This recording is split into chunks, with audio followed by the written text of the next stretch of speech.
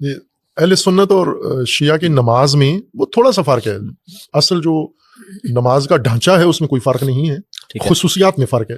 مثلا جیسے ہاتھ کھول کے پڑھنا یا ہاتھ باندھ کے پڑھنا, ٹھیک ہے, اصل ڈھانچہ تو نماز کا جو شیعہ کے ہاں بھی سنی کے ہاں بھی وہ ایک ہی ہے جو نماز کے ارکان اور واجبات ہیں. اچھا, وہ دونوں کے ایک ہے, بالکل ایک جیسا. فجر کی آپ کے یہاں بھی 2 سنتے ہیں, 2 فرض ہیں, ظہر کے 4 فرض, اور اسی طرح بالکل اسی طرح, ٹھیک ہے.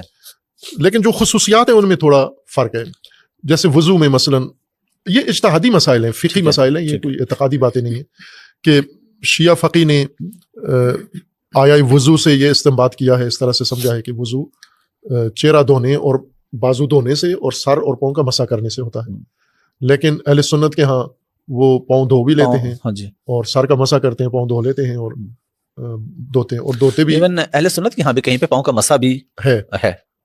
یعنی یہ اختلاف ہے, موجود ہے اہل سنت کے آپس میں بھی ہے, شیعہ کے ساتھ بھی, اور یہ فرعی اختلاف ہے. ٹھیک ہے, بنیادی نماز کا ڈھانچہ ایک ہی ہے, رکعات اوقات سب ایک جیسے ہیں. ایون سنیوں میں بھی ہاتھ چھوڑ کے نماز ایک امام کے نزدیک ہاتھ چھوڑ کے پڑھتے ہیں. مالکی مکہ میں جائیں تو آپ کو لگے گا ایک بہت بڑی جمعیت ہاتھ کھول کے. میں پہلے خود غلط فہمی میں شکار ہو گیا, میں سمجھا یہ شیعہ ہے, لیکن وہ سجدگاہ نہیں تھی ان کی. تو میں سمجھا یہ سجدگاہ اس لیے نہیں رکھتے کہ سعودی عرب والوں سے ڈرتے ہیں تو وہ رکھنے نہیں دیتے.